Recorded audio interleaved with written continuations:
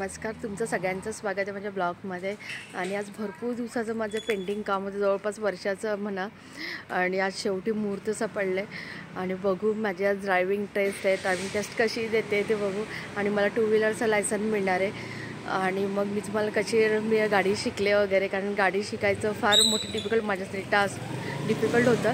कारण मला सायकल येत नसताना सुद्धा सायकल नव्हती येत, मी डायरेक्टच 2 व्हीलर शिकली. आणि 2 व्हीलर घेऊन 6 वर्ष जवळपास झाली. त्यानंतर आत्ता मी चालले ड्रायव्हिंग टेस्ट द्यायला. लायसन काढलं किंवा गाडी हातात घेतच नव्हते मी म्हणजे. पण आता म्हटलं नाही, आता गाडी पाहिजेच आपल्याकडे, तरच घराच्या बाहेर पडतो. ड्रायव्हिंग लर्निंग लायसन झालं काढलं. आता 6 मंथ होऊन झाले त्याला. मग आता मी त्या ड्रायव्हिंग टेस्टसाठी परमनंट लायसन्ससाठी अप्लाय केला आणि आजची माझी अपॉइंटमेंट आहे. तर चालले मी आता. ही बघ अशी ड्रायव्हिंग टेस्ट होती. 8 नंबर काढलेला होता. आधी मला 8 नंबर म्हणजे काय वाटलं 8 नंबर असेल आणि त्याच्यावरून फक्त आपल्याला गाडी चालवायची असेल.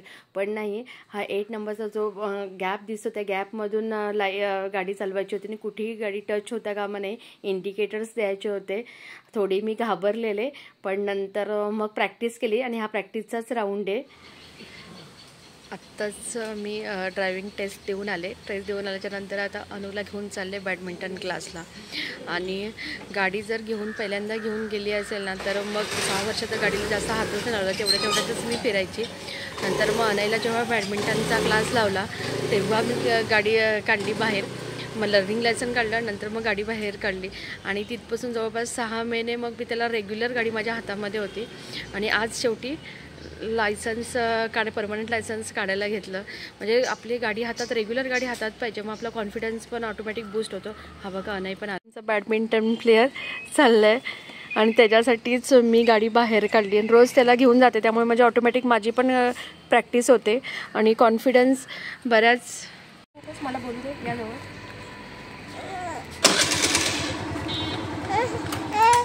प्रॅक्टिस मला बिलकुल प्रॅक्टिस नव्हती. आणि जेव्हा अनुला फर्स्ट टाईम बॅडमिंटनचा क्लास लावला ना, तेव्हा मी त्याला म्हटलं बस गाडीवरती जाऊ. तो पण घाबरला की मम्मी तू मला कशी घेऊन जाशील, नको आपण रिक्षाने जाऊया. मग मी म्हटलं नाही, मी तुला नाही पडणार, पहिले मी तुझी काळजी घेईन. आणि मी अक्षरशः 20 ते 30च्या स्पीडमध्येच अशी जायची.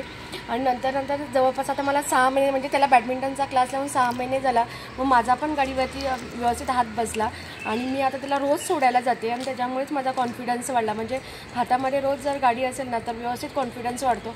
आणि फायनली गाडी घेऊन 6 ते 8 वर्ष झाली असतील जवळपास. त्यानंतर मी लायसन काढलं आणि माझं हे मेन लायसन्स आलं. स्टार्ट करा. आणि फायनली मला माझं लायसन्स मिळालं. एवढी मी सांगते, एवढी खुश झाल्या त्या दिवशी मी जेव्हा ड्रायव्हिंग टेस्ट पास झाली तेव्हा.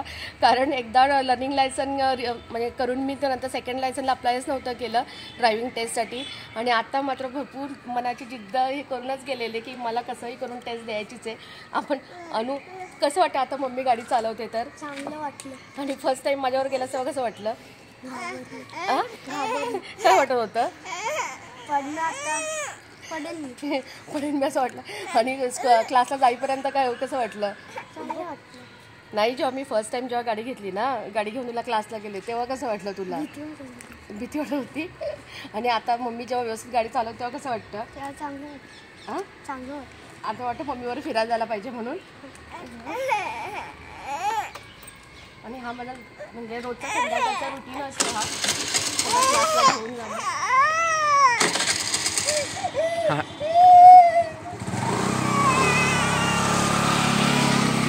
फर्स्ट टाईम जर मी गाडी कोणाच्या हातात घेतली असेल तर ती माझ्या मैत्रिणीची.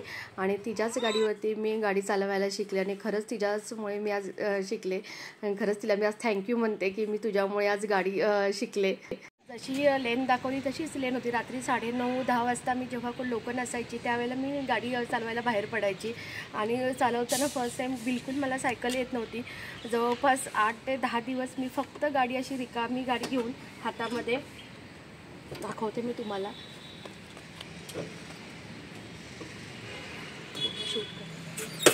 फक्त अशी गाडी घेऊन अशी ढकलत अशी जायची, म्हणजे जेणेकरून गाडीचा बॅलन्स बोलते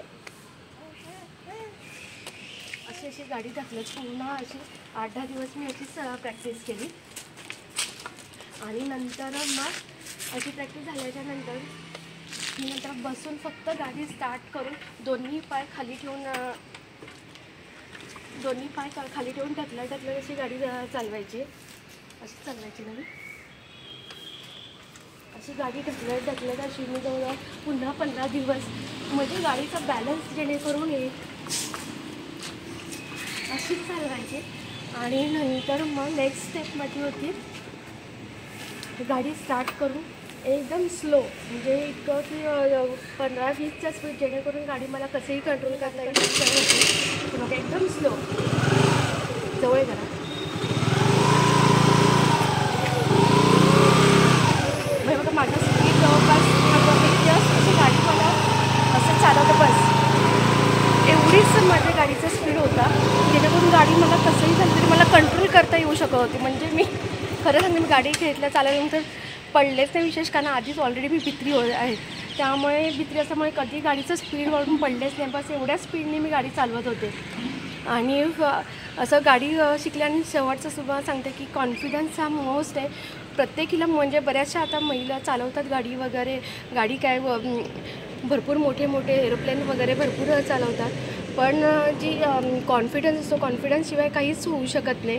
आपल्याला कॉन्फिडन्स आला की व्यवस्थित गाडी चालवता येते.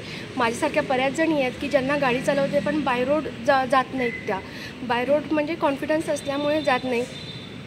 आणि एक रुटीन बसली ना आपली, कोणाला तरी सोडायची क्लासला, स्कूलला सोडायची, की बरोबर गाडी आपल्या हातामध्ये बसते आणि आपण रोज गाडी हातामध्ये बसली की व्यवस्थित गाडी येते.